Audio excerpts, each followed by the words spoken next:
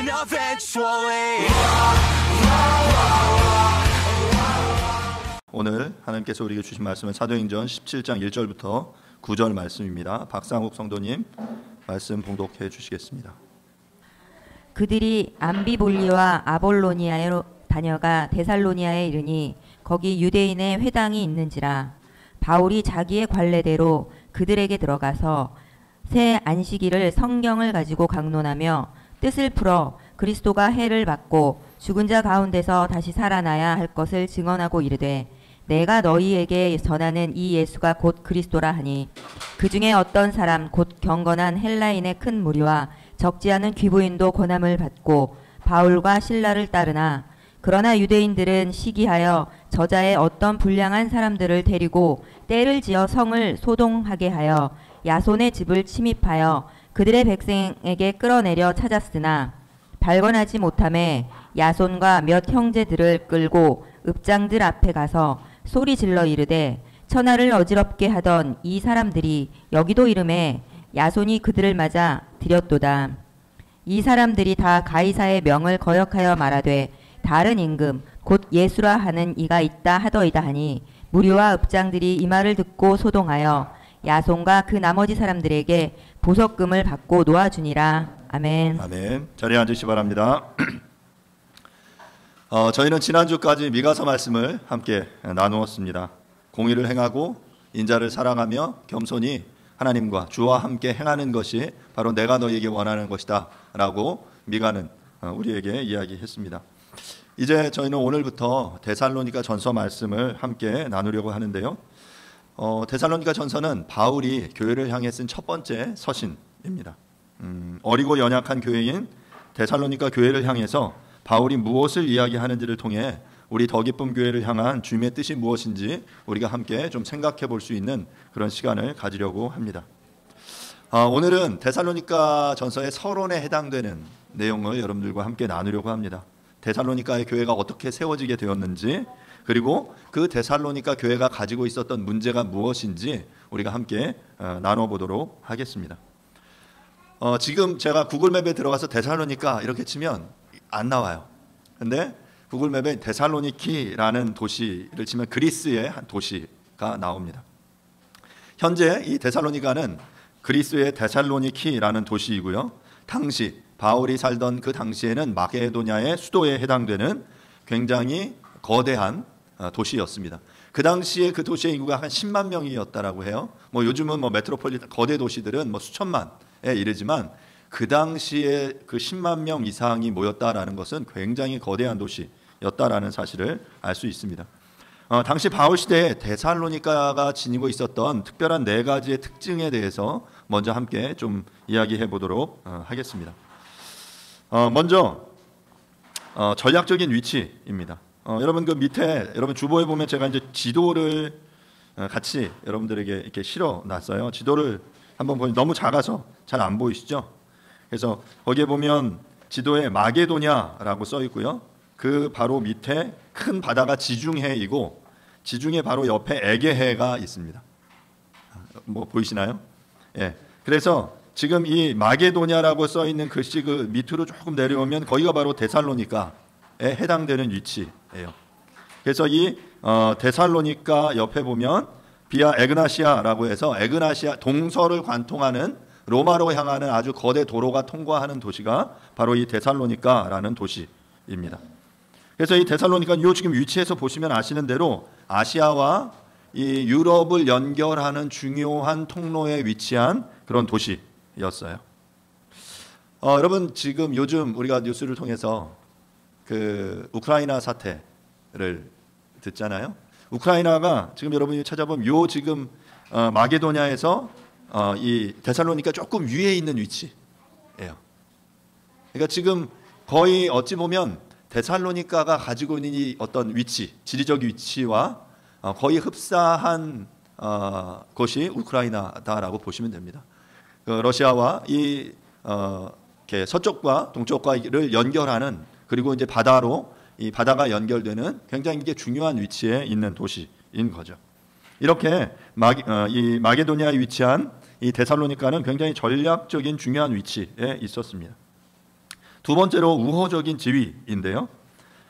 로마 시민 전쟁에서 승리한 옥타비아누스 황제는 자기 편에 들었던 그 데살로니가에 대해서 자유도시라는 칭호를 주었습니다. 이 우호적인 지위로 인해서 지역 문제에 대한 굉장히 많은 자치권을 데살로니가는 보장받았는데, 예를 들면 자체 주화를, 화폐를 만들 수 있는 권리를 그들은 가졌고요. 그리고 세금 혜택을 받았고 군대 주둔으로부터 자유를 누렸습니다. 그러니까 자기 편에 섰기 때문에 그 우호적인 그런 지위를 로마에서 그곳에 허락한 것이죠. 세 번째로 독특한 정치 구조를 볼 수 있는데, 자유도시로서 데살로니가는 전통적인 도시 체제를 유지하는 것이 허용되었습니다. 그 여타 다른 그 빌립보나 어떤 다른 도시들은 로마의 점령 국가로서의 위치였지만 데살로니가는 자유도시로서의 어떤 정치 구조를 가졌어요. 가장 낮은 수준의 시민 모임이 자유롭게 있었고요. 그리고 가장 높은 수준의 정치가 읍장, 관리들로 이루어진 그런 모임들이 그 안에서 있었습니다. 오늘 여러분들이 함께 그 사도행전 17장을 읽었는데, 그 안에 보면 군중들이 그 바울을 붙잡는 내용이 나와요. 군중들이 모여서 막 바울을 붙잡고 그들을 읍장, 관료들에게 데려가는데, 그게 바로 그들이 가지고 있는 독특한 정치 구조의 한 형태를 그 본문 속에서 보여주고 있는 것입니다. 그리고 네 번째 특징은 종교적으로 굉장히 다원화된 환경을 들 수 있습니다. 고고학이나 비문의 증거들을 통해서 당시 데살로니가의 디오니소스, 아스클레피오스, 아프로디테, 데메트르, 제우스와 같은 다양한 그리스 로마 신들이 있었다라는 것을 볼 수 있고요. 특별히 또한 이집트의 신들인 아이시스와 세라피스도 그 데살로니가에서 굉장히 인기였다라는 것을 알 수 있어요. 그리고 로마 제국을 숭배하는, 그러니까 제국 자체를 숭배하는 제국 숭배도 그것에 굉장히 인기가 있었다라고 합니다. 뿐만 아니라 디오니소스 컬트, 카비루스 컬트라고 불리우는 우상 종교의 영향 아래에 있었는데, 이 디오니소스 종교, 카비루스 종교는 특별히 생식과 관련된 번영의 종교였어요. 그래서 성적인 관계를 통해서 삶의 생기와 기쁨과 행복을 얻을 수 있다라고 가르치는 그런 종교였습니다. 그래서 이 컬트 종교들을 통해서 그들이 어떤 성공을 바라고 또한 건강하게 살 수 있다라고, 그런 행복을 누릴 수 있다라고 주장을 했죠. 그래서 여러분들이 구약에서 바알과 아세라를 섬겼던 것과 거의 유사하게 당시에서 그들은 이러한 그 성적인 그런 종교들을 통해서 그들의 행복을 추구하는, 그리고 굉장히 다원화된 종교의 형태를 그곳에서 가지고 있었다라는 것을 우리는 볼 수 있습니다. 제가 오늘 데살로니가 전서 말씀을 함께 시작하면서 오늘 성경 본문을 사도행전 17장 본문을 여러분들과 함께 읽었습니다. 그 본문을 읽은 이유는 바로 이 사도행전 17장이 데살로니가의 교회가 어떻게 세워졌는지를 잘 설명해 주는 본문이기 때문에 그렇습니다. 오늘 데살로니가 교회가 어떻게 세워졌는지 여러분들과 함께 사도행전 말씀 흐름 속에서 짧게 좀 나눠보도록 하겠습니다.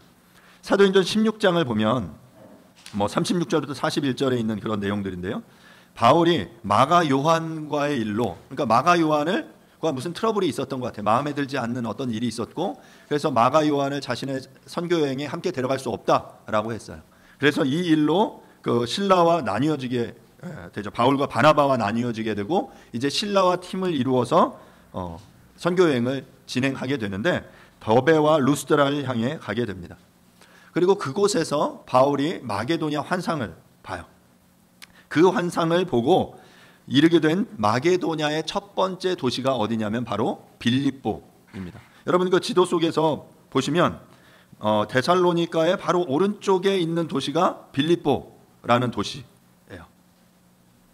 그리고 그 빌립보 그 조금 밑에 보시면 저도 잘 안 보이는데, 거기에 보면 그 밑으로 쭉 내려오면 아덴이라는 도시가 있고요. 밑에 보면 그 옆에 고린도라는 도시가 있습니다. 그러니까 지금 제가 오늘 요 흐름, 이게 이제 바울의 2차 선교 여행의 한 루트인데요. 그러니까 빌립보, 마게도냐의 첫 성에 해당되는 빌립보를 들어가고, 빌립보에서 데살로니카에서 아덴, 고린도로 이어지는 요 여정 속에서 어떻게 이 데살로니가 교회가 탄생했는지 여러분들과 잠깐 이야기를 좀 나눠보려고 합니다. 마게도냐의 그 첫성이, 그러니까 지금 그 아시아로부터 유럽을 향해 딱 들어가는 그 진입 속에서 첫 번째 만난 성이 바로 빌립보였다라고 말씀드렸는데요. 그 빌립보는 로마의 제대 군인들이 정착하여 살던 친로마 제국의 도시였어요. 사도행전 말씀을 몇 절 좀 보면요. 사도행전 16장 12절부터 15절 말씀을 제가 한번 읽겠습니다. 사도행전 16장 12절부터 15절인데요. 거기서 빌립보에 이르니 이는 마게도냐 지방의 첫 성이요 또 로마의 식민지라. 이 성에서 수일을 유하다가 안식일에 우리가 기도할 곳이 있을까 하여 문 밖의 강가에 나가 거기 앉아서 모인 여자들에게 말하는데 두아디레아 시아에 있는 자색 옷감 장사로서 하나님을 섬기는 루디아라 하는 한 여자가 말을 듣고 있을 때 주께서 그 마음을 열어 바울의 말을 따르게 하신지라. 그와 그 집이 다 세례를 받고 우리에게 청하여 이르되 만일 나를 주 믿는 자로 알거든 내 집에 들어와 유하라 하고 강권하여 머물게 하니라. 지금 빌립보 첫 성에 들어갔어요. 마게도냐 첫 성에 들어갔는데 그 성은 로마의 식민지였다라고 이야기하죠. 그러니까 앞서 이야기한 대로 친로마 도시, 로마 정권이 그 제국의 군인들이 그들이 휴양을 하던, 그들이 은퇴해서 살던 그 지역이 빌립보라는 그런 도시였어요. 그곳에서 수일을 유하다가 바울이 어떻게 하냐면, 그가 항상 그 선교 여행에 보면 전도 활동을 할 때 도시에 들어가면 어떻게 하냐면 유대의 회당을 찾습니다. 회당을 찾아서 그곳에 들어가서 말씀을 전하는데, 지금 특이하게 13절에 보면 이렇게 이야기해요. 안식일에 우리가 기도할 곳이 있을까 하여 문 밖에 강가에 나가. 그러니까 기도할 곳을 찾았는데, 유대회당을 찾았는데 거기에 유대회당이 없었어요. 빌립보에는. 그러니까 보통 유대회당을 지으려면 유대인 남자 10명 이상이 있어야 유대회당을 지을 수 있었다고 해요. 그런데 아마 빌립보에는 아마 그런 정도의 인원들이 없었던 것 같습니다. 그래서 유대회당이 없었고 기도할 곳을 찾았는데 없으니까 그 다음 바울이 한 행동이 뭡니까? 강가에서 여인들을 찾았어요. 여인들이 모여 있는데 그들과 함께, 글쎄요, 아마 강가에 모여서 빨래를 했는지 뭘 했는지 모르겠어요. 여인들이 모여 있는데 그곳에서 이야기를 한 거죠. 그리고 그곳에서 한 여인을 만나는데 바로 자색 옷감 장사인 루디아라는 여자를 만납니다. 14절에 저는 이 14절 말씀이 굉장히 의미 있다라고 생각하는데, 루디아라는 한 여자가 말을 듣고 있을 때, 그러니까 누구의 말을 듣습니까? 바울의 말을 듣는 거예요. 여자들이 모여서 강가에서 있는데 바울이 복음을 전한 거예요. 그랬을 때 뭐라고 14절 하반절에 말하냐면 주께서 그 마음을 열어 바울의 말을 따르게 하신지라. 여러분, 우리가 말씀을 듣고 우리가 믿는 것 같지만 결국 우리가 믿게 되는 것은 어떻게 가능한 겁니까? 주께서 그 말씀을 듣게 하실 때 가능한 거예요. 주께서 우리의 마음을 열어주실 때 우리는 그리스도를 믿을 수 있는 거예요. 우리가 아무리 믿으려고 바둥을 쳐도 하나님이 우리의 귀를 열어주시지 않으면, 하나님이 우리의 마음을 열어주시지 않으면 우리는 들을 수 없어요. 지금 루디아의 귀를 하나님이 열어주십니다. 그리고 바울의 말을 따르게 하시죠. 그리고 그 빌립보에서 그가 자신의 집을 오픈하고 사람들을 모아서 그 빌립보의 교회를 세우는데 굉장히 중요한 역할을 하게 하시는 것이죠. 자, 그렇게 빌립보에서 복음을 전하는 사역을 16장 이제 하반절에 계속합니다. 자, 그러다가 그 하반절에 보면 빌립보 성 안에서 귀신 들린 여종 하나를 만납니다. 그러니까 신들린 여종이에요.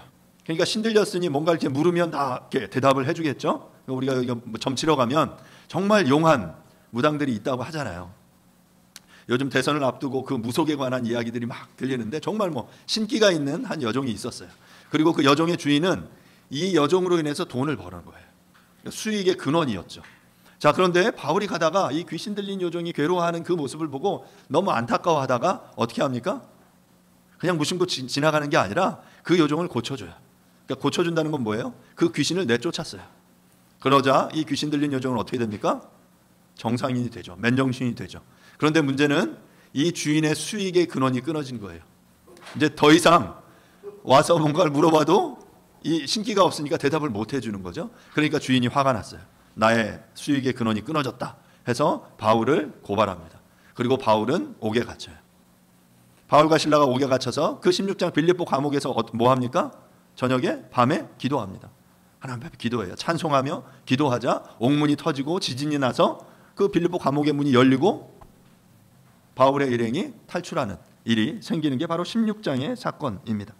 자, 16장 20절 21절에 어떤 말이 나오냐면 바울은 그 빌립보라는 도시에서 우리의 성을 심히 요란하게 하여 로마 사람인 우리가 받지도 못하고 행하지도 못할 풍속을 전한다라는 이유로 그들이 아주 심한 핍박을 당하게 되는 거예요.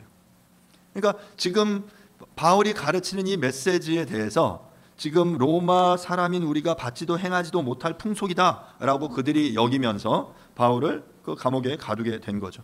자, 그런데 그 감옥을 하나님께서 여셨어요. 뭐 그것을 어떻게 열었냐? 뭐 그건 잘 모릅니다. 그냥 지진이 나서 옥문이 터졌다, 옥문이 열렸다라고 이야기를 하는데, 결국 그런 상황 속에서 한밤중에 지진 덕분에 감옥에서 나오게 되고, 그렇게 피해서 다음 간 도시가 어디냐면 여러분 지도에서 본 대로 빌립보에서 바로 왼쪽 옆에 있는 도시 데살로니가에 이르게 되는 거예요. 그것이 바로 오늘 읽은 17장 1절부터 9절의 본문입니다. 제가 다시 한번 17장 1절부터 9절을 보면요, 그들이 암미볼리와 아볼로니아로 다녀가 데살로니가에 이르니 거기 유대인의 회당이 있는지라. 바울이 자기의 관례대로 그들에게로 들어가서 새 안식일에 성경을 가지고 강론하며 뜻을 풀어 그리스도가 해를 받고 죽은 자 가운데서 다시 살아나야 할 것을 증언하고 이르되, 내가 너희에게 전하는 이 예수가 곧 그리스도라 하니, 그 중에 어떤 사람 곧 경건한 헬라인의 큰 무리와 적지 않은 귀부인도 권함을 받고 바울과 실라를 따르나, 그러나 유대인들은 시기하여 저자의 어떤 불량한 사람들을 데리고 때를 지어 성을 소동하게 하여 야손의 집에 침입하여 그들을 백성에게로 끌어내려고 찾았으나 발견하지 못하매 야손과 및 형제들을 끌고 읍장들 앞에 가서 소리질러 이르되, 천하를 어지럽게 하던 이 사람들이 여기도 이름에 야손이 그들을 맞아 들였도다. 이 사람들이 다 가이사의 명을 거역하여 말하되 다른 임금 곧 예수라 하는 이가 있다 하더이다 하니, 무리와 읍장들이 이 말을 듣고 소동하여 야손과 그 나머지 사람들에게 보석금을 받고 놓아주니라. 이 데살로니가에 들어갔어요. 데살로니가에 들어가서 바울은 자신의 관례대로 하던 대로 어떻게 합니까? 유대인의 회당을 찾았어요. 앞서 말한 대로 빌립보에는 유대인의 회당이 없었기에 강가에서 여인들을 만났지만, 데살로니가는 굉장히 큰 도시였어요. 그리고 유대인들이 많이 거주했기 때문에 당연히 유대인의 회당이 있었겠죠. 사도행전에서 우리가 바울의 전도 활동을 보면 앞서 이야기한 대로 그는 어디를 가든 유다 회당을 먼저 찾았습니다. 회당이 있으면 그곳에 가서 안식일에 예배를 드리면서 기회를 얻어 그 안식일에 묵상하는 구약 본문을 해설하고 설교했습니다. 바울은 이제 의도적으로 그 회당을 찾은 거죠. 왜냐하면 왜 회당에서 복음을 전했을까 생각을 해보면 그것이 그가 생각하기에 가장 효과적으로 복음을 전하는 방식이었다라고 생각했기 때문입니다. 이곳에는 구약의 말씀을 따르는 유대인들이 모여 있었고요. 그러니까 안식일이 되면 함께 모여서 하나님의 말씀을 들었으니까. 뿐만 아니라 안식일이면 그곳에는 경건한 헬라인, 오늘 본문 속에 보면 경건한 헬라인이라고 말하는 이방인이었지만 유대교의 매력을 느껴서 유대인들과 함께 야훼 하나님을 예배하고 유대 율법을 배워서 삶에 적용하려는 이들이 그 회당에 함께 있었어요. 그들을 뭐라고 부르냐면 헬라어로는 세보메노이라고 부르는데요. 가스피어러, 영어로 하면 가스피어러예요. 가피어러, 하나님을 두려워하는 사람들. 이방인이지만 그들이 그 하나님의 말씀을, 구약의 말씀을 통해 알았고, 그래서 하나님을 두려워하는 무리들이 그 안에 있었어요. 그것을 오늘 그 17장 본문 속에 보면 4절에 나오죠. 경건한 헬라인이라고 표현한 무리들이 바로 갓피어러스에 해당되는 이들이라고 말할 수 있습니다.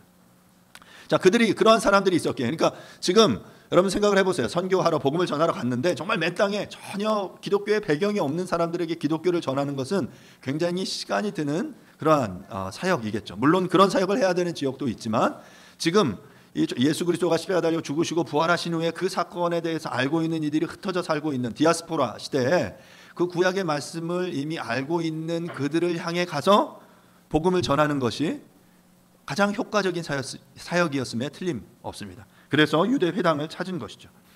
유대 회당에서는 안식일이면 정해진 성경 본문을 읽었습니다. 지금도 구교나 이런 그 동방 종교에서는 예배 가운데 뭐 설교의 형태보다는 그 렉셔너리라고 불리는 성구집, 말씀을 읽습니다. 정해진 본문, 1년에 매주 안식일에 예배 때 읽도록 정해진 성경 본문이 정해져 있어요. 그래서 그 성경 본문 중에 이 당시에는 오경 중에 한 부분, 선지서에서 한 부분, 시가서 중에 한 부분을 그 안식일에 읽는 거예요. 그러면 사람들이 그 말씀을 듣고 아멘 화답하는 거예요. 여러분 느헤미야서에 보면 이러한 내용이 나오죠. 하나님의 말씀, 그 성벽이 재건되고 그들이 성벽에 모여서 하나님의 말씀이 선포되어지자 그들이 아멘으로 화답하면서 그 안에 영적인 부흥이 일어나거든요. 바로 지금 그러한 일들이 유대인의 회당에서 있었던 거죠. 바울이 데살로니가에 도착한 후에 첫 안식일에 회당에 갔는데 만약에 그날 출애굽기 24장과 예레미야서 31장을 읽었다고 가정합시다. 그 읽었다는 건 아니에요. 이 말씀의 주제는 언약입니다. 출애굽기 24장에서 하나님께서 모세를 통해 이스라엘과 시내산에서 언약을 체결한 것이 기록되어 있고요.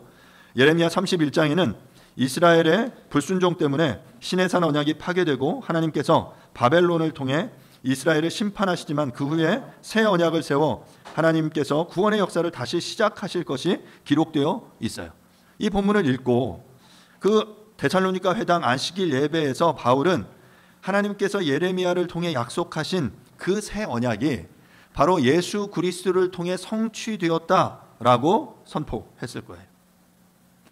그러니까 구약의 그 말씀이 그들이 읽은 그 말씀이 그냥 그때 그 당시 그들에게 주어진 말씀으로 멈춰지는 것이 아니라 now and here 지금 여기를 살아가는 우리에게, 그러니까 그 당시에 바울에게 지금 여기는 데살로니가에 있는 그 교인들을 향해, 그 사람들을 향해 어떤 의미인지를 설명해 주었을 거예요. 그 설명이 바로 뭐냐면 오늘 우리가 함께 읽은 3절이에요. 뜻을 풀어 그리스도가 해를 받고 죽은 자 가운데서 다시 살아나야 할 것을 증언하고 이르되 내가 너희에게 전하는 이 예수가 곧 그리스도라. 그러니까 지금 유대인의 회당에서 읽혀진 그 본문이 어떤 의미인지를, 그러니까 우리 그 설교자들이 그리스도 중심적인 설교라는 그 어떤 설교법을 굉장히 이제 중요시 하는데요. 그러니까 이건 뭐냐면 구약의 모든 본문이 결국 예수 그리스도라는 이 한 포인트 그 방향을 향해 간다라는 거예요. 그래서 모든 말씀이 어떻게 하면 예수 그리스도로 연결되는지를 설명해 주는 그 구속사적인 설교라고도 하는데요. 그러한 형태의 그 이야기를 바울이 한 것으로 보여요. 그 말씀을 뜻을 풀어서 이야기를 한 것이죠. 결국 그 안의 내용이 그리스도께서 해를 받고 죽은 자 가운데 다시 살아나실 것, 그리스도의 십자가의 죽음과 고난과 그분의 부활을 설명한 거죠. 그리고 그것의 핵심이 바로 뭐냐면 내가 전하는 이 예수가 그리스도다라는 거예요. 그러니까 이에수스, 지저스라고 우리가 부르고 구약에서는 호세야, 모세라는 이 표현이 다 그 예수를 가리키는 의미이거든요. 이 예수가, 그런데 이 예수라는 이름이 굉장히 많아요. 그 당시에 사람들이 우리도 이렇게 본받고 싶은 그런 사람 이름을 다 정하잖아요. 그러면 그 예수라는 이름이 많은데 바로 그 예수가 누구다? 그리스도다라고 설교한 것이죠. 그리스도, 바로 그분이 그리스도 메시아 구속주라는 것을 설교했다라는 것입니다. 오늘 3절에서 본 것처럼 예수가 십자가의 고난과 부활과 그것을 통해서 우리를 모든 죄에서 구속해 주시는 바로 그분이심을 선포했다라는 것이죠. 결국 자신이 전하는 예수가 바로 구약이 그토록 대망하고 있는 메시아다라는 사실을, 그리스도다라는 사실을 바울이 아주 강력하게 데살로니가에 있는 사람들을 향해 선포했어요. 여러분, 하나님의 말씀이 능력 있게 선포될 때 어떤 일이 일어납니까? 여러분 생각해 보세요. 우리 예배도 마찬가지예요. 예배 시간도 마찬가지예요. 하나님의 말씀이 정말 능력 있게 우리 가운데 선포될 때 여러분 우리 안에 어떤 일이 일어나냐면 궁극적으로 이 능력의 복음이 선포되면 사람들은 나뉘게 돼요. 분리됩니다. 어떻게 분리되냐면 이 말씀을 듣고 설복되어 복음을 받아들이고 그것을 따르려는 이들과 또 이 말씀을 듣고 그들의 신념이나 기득권에 반대가 된다라고 본능적으로 느끼고 이것을 거절하고 부인하며 설교자를 공격하는 이들이 생겨나게 됩니다. 지금 바울이 데살로니가에서 내가 전하는 이 예수가 그리스도다라고 전했을 때 지금 그 일이 그들에게 일어나게 된 거예요. 본문 4절에 보면 그 중에 데살로니가의 그 사람들 중에 경건한 헬라인의 큰 무리와 아까 이야기했죠. God fearers, 하나님을 두려워하는 그 무리들의 많은 이들과 또한 적지 않은 귀부인들이 바울의 이 말씀을 듣고 이 바울을 따라서 바울과 실라를 따랐다라고 말합니다.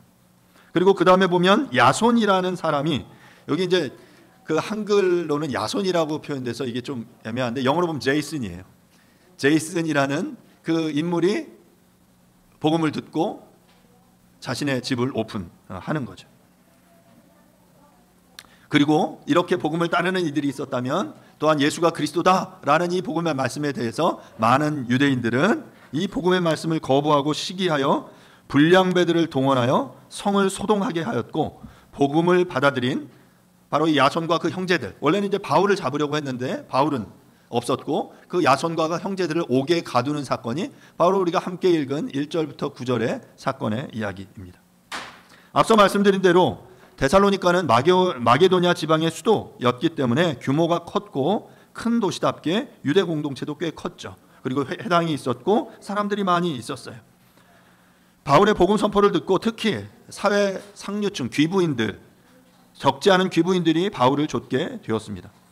당시 데살로니가 사회의 어떤 자유도시의 이 특징 때문에 이런 일이 가능했습니다. 고대 데살로니가 연구 결과를 보면 여성들이 사회에 상당히 활발하게 진출해 있던 것을 확인할 수가 있었습니다. 그렇기 때문에 상당수가 바울이 전하는 복음을 받아들일 수 있었던 것이죠. 그렇게 되니까 유대 회당에서 다수를 차지하는 유대인들이 바울의 복음에 반발해 바울을 핍박하기 시작했고 로마 관원에게 바울을 제소하게 된 거예요. 아마 바울의 말씀이 능력이 없었다면 이들이 그냥 무시했을 거예요. 그런데 바울의 이 메시지가 강력했고 그를 따르는 많은 이들이 생겨나기 시작하자 본능적으로 그들은 자신의 기득권이 위협을 받을 수 있겠다라는 사실 때문에 지금 위협을 느낀 거죠. 그리고 바울을 공격하기 시작한 거예요. 그 복음을 듣지 않고 귀를 막고 이제 적극적으로 불량배들을 동원해서 바울의 일왕을 공격합니다. 자, 그런데 무슨 죄목으로 바울을 제소했는가? 7절에 보면요, 야손이 그들을 맞아들였도다. 이 사람들이 다 가이사의 명을 거역하여 말하되 다른 임금 곧 예수라 하는 이가 있다 하더이다. 여러분, 가이사 시저죠. 시저가 아닌, 그러니까 이 시저가 왕인데 이 시저가 아닌 다른 임금, 여기 다른 임금이라는 표현은 헤테로스 바실레우스라는 그 헬라어 단어인데요. 헤테로는 다른 이라는 뜻이죠. 다른 임금. 바로 예수가 이 가이사가 아니라 예수가 다른 임금이다라고 이들이 가르치고 있다라고 지금 이 죄목을 만들어낸 거예요. 아주 로마적인 법 적용이죠. 바울은 주 예수 그리스도의 복음을 선포했는데 바로 예수가 큐리오스, 주다라는 것이었습니다. 이 주라는 칭호가 바로 그 당시 세계에서 로마 황제를 호칭하던 그런 칭호였기 때문에 지금 이런 공격을 당하고 있는 거죠. 또한 그리스도는 메시아라는 말입니다. 유대인들에게 메시아는 다윗 왕조를 재건하여 이스라엘이 세상을 지배하는 민족 국가가 되게 하는 분인 것입니다. 결국 유대 신학적으로 해석하면 그리스도라는 말도 다윗과 같은 왕이다라는 말입니다. 즉 유대 신학에 의하면 예수가 그리스도라는 바울의 선포는 다윗 왕조를 재건해 이스라엘을 세계 위에 군림하게 해줄 왕인 메시아라고 선포하는 셈인 것입니다.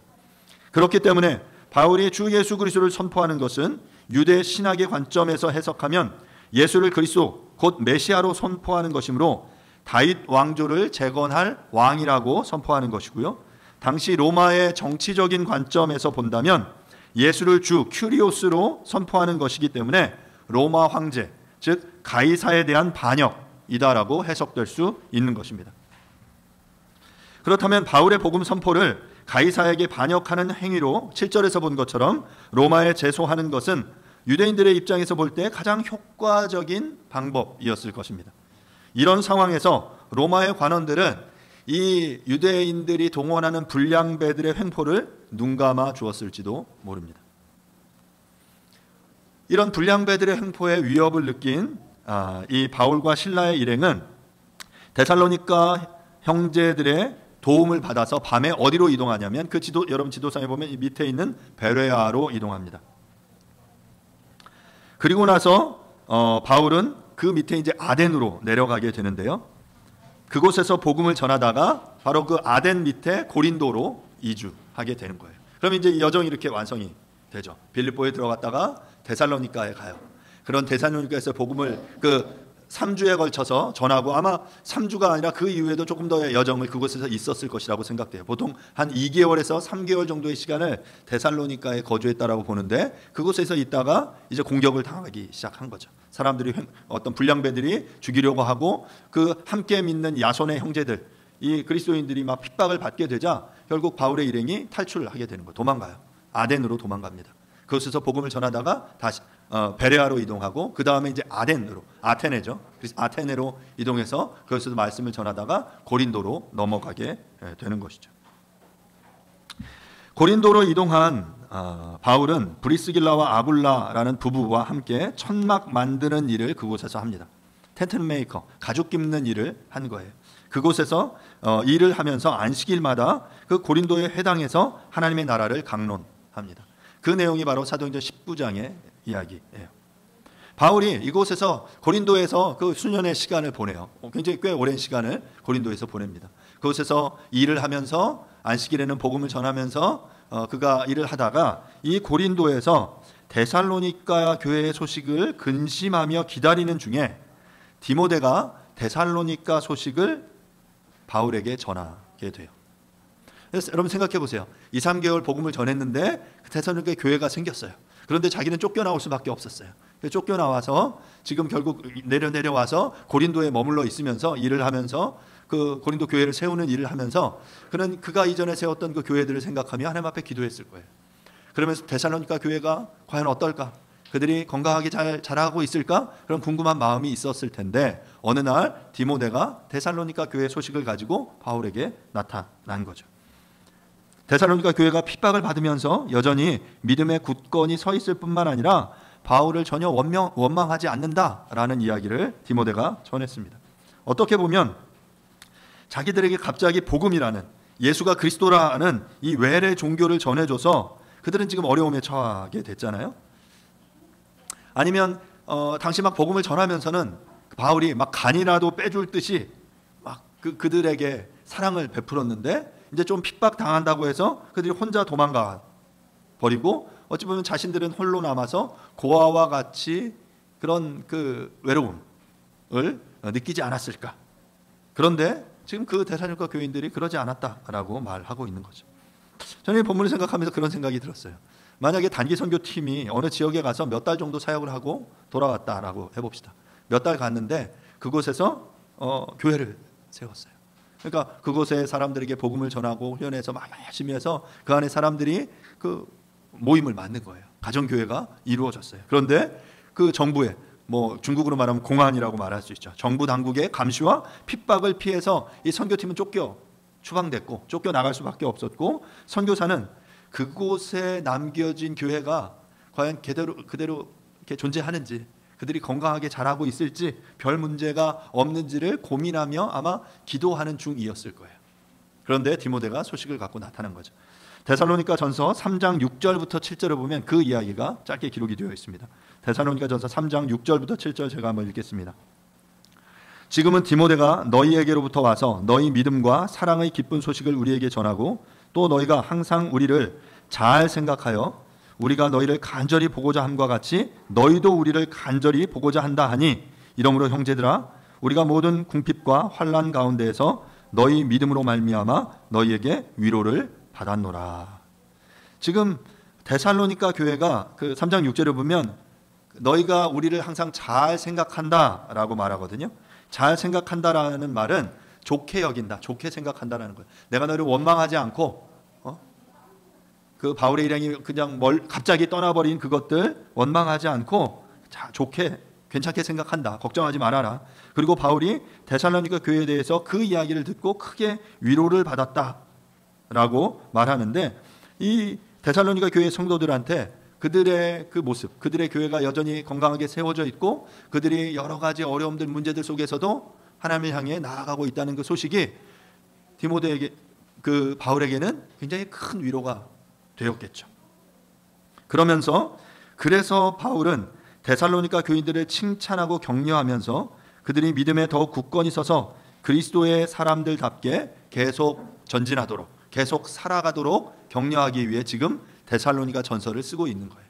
그러니까 디모데로부터 들은 소식, 그들의 당한 문제, 그들의 현재 상태 어떤지 이야기를 듣고 막 마음의 위로와 감사와 그리고 또 이 교회에 대한 하나님의 말씀에 대한 확신에 가득 차서 데살로니가 성도들을 향해 쓰고 있는 편지가 바로 데살로니가 전서입니다.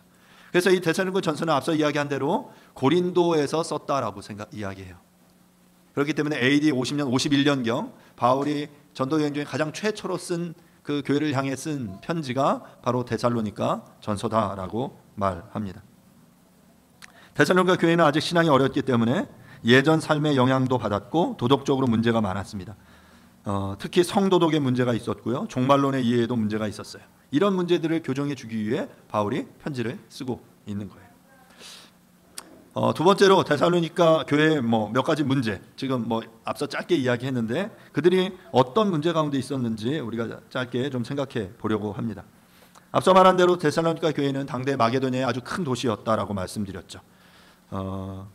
사람들이 많이 모여 있었고 그곳 안에 로마 제국의 숭배나 황제 숭배, 우상 숭배가 가득한 도시였습니다. 당시 헬라에서 부유했던 데살로니가 또는 고린도와 같은 큰 도시에는 떠돌이 스토아 철학자들이나 냉소적인 철학자들이 많이 있었습니다. 이들이 말하는 지혜와 지식이란 주로 성공하는 삶, 구원, 영생, 올바른 삶, 행복한 삶을 위한 지혜와 지식이었고 이런 이들은 이 지혜와 지식을 사람들에게 가르쳐주고 돈을 받았어요. 그런데 바로 그래서 이들은 부유했기 때문에 뭔가 이 새로운 그 이야기를 듣기를 원했는데 바로 그들을 향해 지금 바울이 하나님의 말씀을 선포했던 것이죠.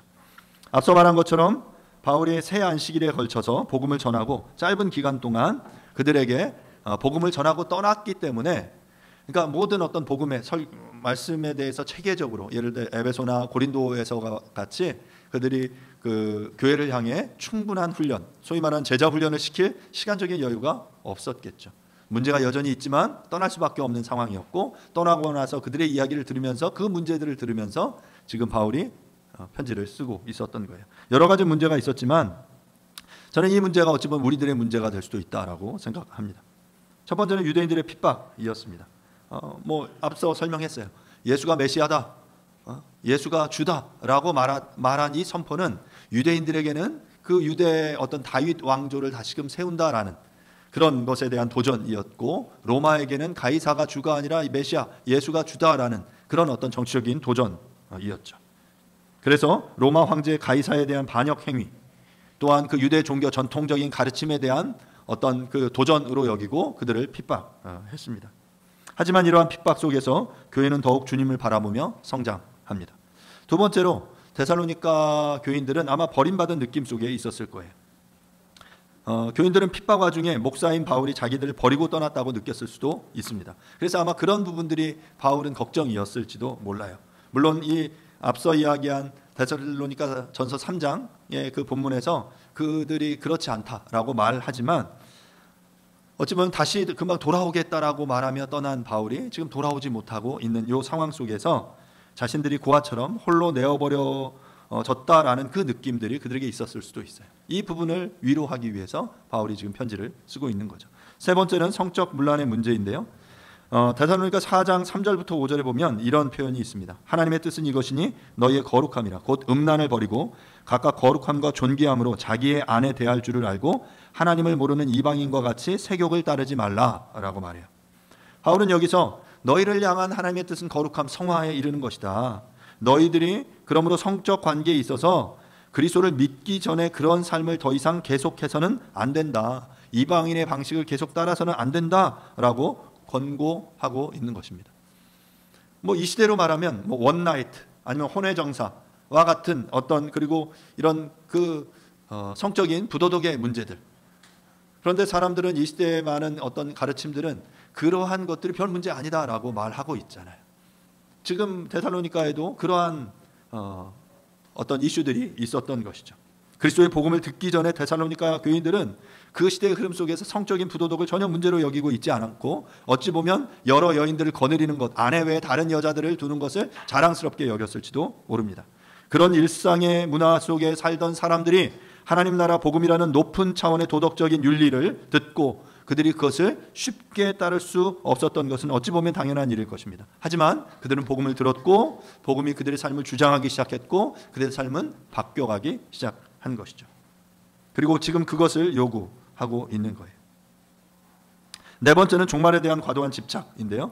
특별히 데살로니가 전서는 이 종말에 대한 이야기를 5장에서 굉장히 아주 다른 서신서보다 자세하게 기록하고 있습니다. 당시에 그들은 그리스도께서 오실 시간에 대해 추측하고 토론하는데 시간과 에너지를 지나칠 정도로 많이 소비했다라고 말하고 있어요. 그래서 그리스도의 재림이 임박했는데 직업이 무슨 소용이 있고 삶을 계획하는 것이 무슨 의미가 있느냐라고 그들은 생각하게 되었어요. 그리고 그래서 직업을 다 포기하고 일을 하지 않으면서 임박한 그리스도의 재림만을 대비하는 그러한 교인들이 점점 그 안에 많아지게 된 것이죠. 그러니까 시한부 종말론을 믿는 이들이 많아지게 된 거예요. 이렇게 대다수가 임박한 재림을 기다린다면서 무의도식했기 때문에 공동체가 경제적인 문제가 생기게 되고 가난한 이들을 돌볼 수 없는 이 상황에 빠지게 되면서 그래서 바울이 뭐라고 말했냐면 일하기 싫거든 먹지도 말라라고 말한 이 강력한 이 가르침을 이 종말론에 대한 이 위기 속에서 선포한 것입니다. 그리고 다섯째로 데살로니가 교회는 제대로 형성되지 않을 리더십의 문제입니다. 아주 어린 교회였기 때문에 아직 리더십 구조가 작동하지 않았겠죠. 그런데 어떤 공동체든 당연히 리더가 있고 리더십이 형성되어야만 합니다. 그런데 데살로니가 교회의 경우 아직 리더십이 뚜렷하게 형성되지 않았지만 결국 이렇게 공동체 구조, 사람들의 관계가 형성되기 때문에 세상적으로 지위가 높다든지 영적인 인사가 있다든지 하는 사람들이 리더십을 발휘하는 자발적이고 자연 발생적인 리더십이 형성되었을 것입니다. 그런데 문제는 데살로니가 교회가 아직 어린 교회였기 때문에 이렇게 형성되는 리더십이 건강하지 않았을 수 있다는 거예요. 아직 신학적으로 검증되지 않은, 훈련되지 않은. 그러니까 세상에서의 어떤 관점, 성공에 대한 가르침이 교회 안에 그대로 가지고 들어온 거죠. 그리고 그러면서 아직 질서가 잡히지 않은 그러한 상황. 예를 들어 돈 많고 열심히 써 보이는 사람이 교회에서 큰 소리 하는 구조가 나타나게 되는 것입니다. 이들이 바른 신앙 안에서 공동체를 인도해야 하지만 그렇지 않았던 것입니다. 이런 상황에서 바울은 공동체에서 새롭게 자발적으로 부각된 리더들에게 잘 순종하라고 권면합니다. 교회 공동체가 혼란에 빠지지 않기를 바라는 마음이 있었고 더욱이 외적으로 핍박당하는 상황에서는 내부 결속이 더욱 중요했기 때문에 바울은 이렇게 공동체 내부에 질서가 있고 결속력이 더해가도록 권면하고 있습니다. 오늘 말씀을 좀 마무리하겠습니다. 오늘 데살로니가 전서에 대한 어떤 서론에 해당되는 교회가 어떻게 세워졌는지 그리고 그 안에 문제가 무엇이었는지를 여러분들과 함께 이야기를 나눴어요. 지금 바울은 어린 데살로니가 교회를 향해 편지를 쓰고 있습니다. 그들이 겪고 있는 여러 문제, 핍박, 유혹, 어떤 이런 갈등의 상황, 종말에 대한 잘못된 의식을 교정하기 위해 이 편지를 썼습니다. 이 데살로니가 전서의 말씀을 통해서 저는 우리를 향한 더 깊은 교회를 향한 하나님의 음성을 우리 모두가 함께 들을 수 있기를 간절히 바랍니다. 교회를 향해 주시는 그 하나님의 말씀, 그리고 바울이 이야기한 것처럼 궁극적으로 예수가 그리스도다, 예수가 우리의 주시다라는 이 말씀이 우리 가운데 그렇게 능력 있게 선포될 수 있기를 간절히 바랍니다. 이 시간 함께 잠시 기도하도록 하겠습니다. 이 시간 기도하시면서 하나님, 당신의 교회를 하나님께서 세워가시는 것을 믿습니다. 그 교회 안에 예수가 그리스도이심이 온전히 선포되도록 인도해 주십시오. 예수가 그리스도이시고 예수가 주이심을 우리가 그렇게 믿음으로 고백할 수 있게 도와주십시오. 핍박과 그 어려움 속에서 우리가 예수를 온전히 따라가게 해주십시오. 우리의 귀를 열어 주님의 음성을 듣게 해주십시오라고 이 시간 함께 잠시 통성으로 기도하도록 하겠습니다. 기도하겠습니다. 하나님 아버지, 주님의 음성을 구합니다.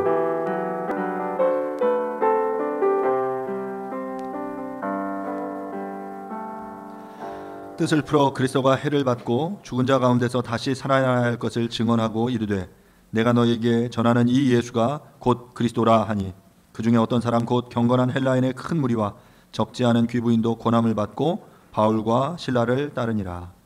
주님, 바울이 데살로니가에서 그 새 안식일을 통해 성경을 강론했을 때 사람들이 그 말씀을 듣고 나뉘었습니다. 예수가 그리스도이심이 선포되자, 예수가 주이심이 선포되자 이 복음의 말씀을 듣고 하나님 나라의 복음을 듣고 믿고 따르는 이들이 있었는가 하면 이 복음의 말씀을 거부하고 또 그리고 적극적으로 그들을 박해하며 핍박하였던 무리들이 있었습니다. 결국 이 과정을 통해 하나님께서 데살로니가 교회를 세우시고 그 가운데 하나님 나라를 이루어 가셨습니다. 이 교회를 향한 하나님의 편지가 바로 데살로니가 전서인데 하나님 말씀을 통해서 우리를 향한 그 하나님의 음성을 듣게 하여 주시옵소서. 주님 당신께서 당신의 교회를 세우시고 하나님 나라의 그 복음의 말씀을 통해서 우리 모두를 새롭게 하실 것을 기대하며 소망합니다. 하나님, 우리의 귀를 열어서 주의 법의 이 말씀을 듣게 해 주십시오. 주님, 마음을 열어서 이 말씀 앞에 반응할 수 있게 해 주십시오. 그래서 정말 주님의 말씀이 우리를 인도하는 대로 우리가 나아가도록 주님 인도하여 주옵소서. 감사드립니다. 예수님의 이름으로 기도합니다. 아멘. Happen eventually.